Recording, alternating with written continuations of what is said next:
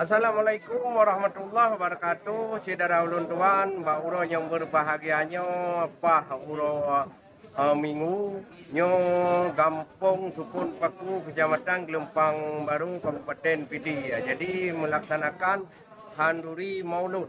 Khanduri Maulid memperingati uro lahir Nabi katanya Muhammad sallallahu alaihi wasallam.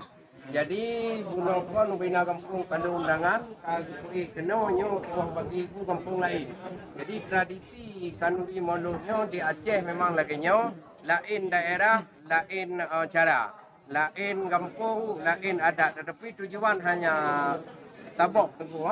Tujuannya itu memperingati Daperaya dan teringat dom uro lahir Rasulullah sallallahu alaihi wasallam.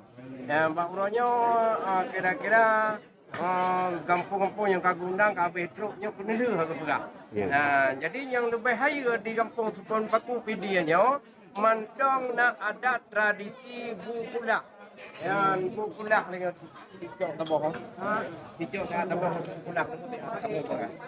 Ya, mantong lagi yang bukat bukulah. Nyo kun tradisi. Jadi nilai-nilai syar'i Islami mantong na. Jadi nyo penting dapat pertahankan tayong di Aceh karena adat Aceh bereh kon wayang syariat Islam godhat pelada dengan nak adat bahi urakan kamu adab Islam manusia dumna.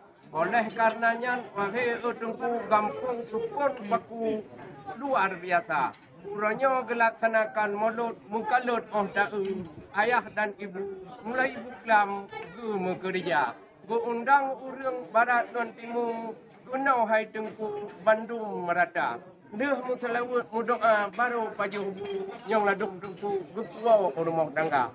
Enoku dari ulun tuan Dino dan dengan tu bacut wawancara dari Bapak Kecik. Yan saudara Dino dah dengar bacut yaitu haba dalam hal memeriahkan maulid dari Bapak Guci katanya Gampung Sukun Paku. Kiban Pak Guci maulud lagi tunnya pun nak tamang tun awai atau nak lebih atau nak kurang. Sama sih lagi atau nawai yang gagal ikut gimana lebih baju tempat dari hebat tun yang gagal ikut. Ya. Jadi tiap tahun memang lagi yang rupa yang dapat acara maulid di kampung Sukun Pakunya. Jadi yang urang ya pajuh maulud kuno nyan undangan dari tun kau kampung nyanci atau na kampung lain utama. Manya tentang undangannya nya urang memang urang kampung yang set kamu istilah dino bisannya berarti tinggal kamu ya gede izin.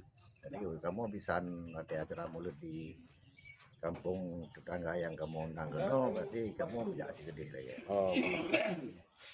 Oke, mana? Memang tanggapan dengku wujud tentang maulud di kampung Udayang. Masya Allah, maulud di Kampung Sukun Paku termasuk meriah karena setelah maulud uro malam kita yang nak adakan dakwah Islamiah dalam rangka memperingati maulid Nabi besar Muhammad sallallahu alaihi wasallam dan kita yang najib adakan santunan anak yatim. Santunan anak yatim di malam dapat dakwah. Bukan dakwah. Jadi untuk Tonyong kamu muncul tengku Yusrip Teh. Tengku itu di. Jadi santunan yatim kan dari dana dita Didi. Dana yatim kan dana dasar dana haji berarti hai terkah orang kampung. Terkah orang kampung yang hidup di luar.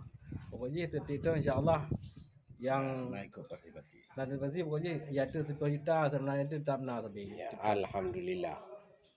Jadi dalam rangka mulanya taboh melatah, dua bau melatah, mutiga ya. Insyaallah no sabau kecil na 2 bau nasa jadi mulai mereka. Jadi dah undangan sih hana sama lagi nasa bakunya berarti di nasa sukun dusun sukun berarti nyan undangan lain lam. Lain lau. Bisa lain lam. Jadi mulut kampung. Mulut kampung mereka. Berarti nyom melatah baku. Nyom nasa baku dusun baku. Dusun baku je nasa sukun dusun sukun. Jadi untuk malam ceramah mentaho. Mentaho. Alhamdulillah. Enoke dari ulun tuan di sino di Melasah Sukun Paku. Assalamualaikum warahmatullahi wabarakatuh.